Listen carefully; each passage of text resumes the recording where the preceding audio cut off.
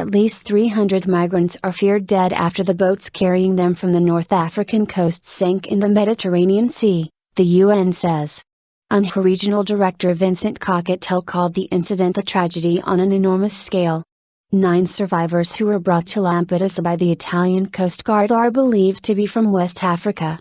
Initial reports on Monday suggested that at least 29 migrants had died after their dinghy overturned. The UNHCR said the migrants had departed from Libya on Saturday in 4 dinghies.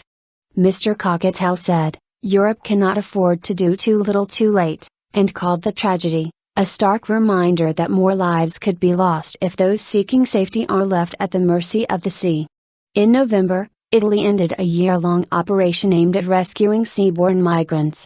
Known as Mare Nostrum, it was launched in October 2013 in response to a tragedy off Lampedusa in which 366 people died.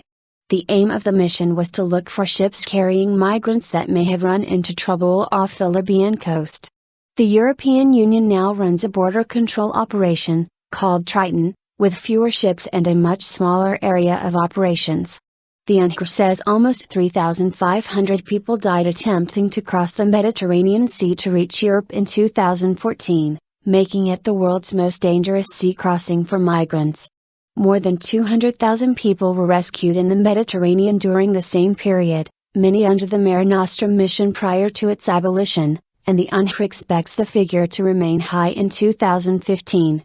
In a speech before the European Parliament in November, Pope Francis called for a united response to the question of migration, warning that the Mediterranean could not be allowed to become a vast cemetery.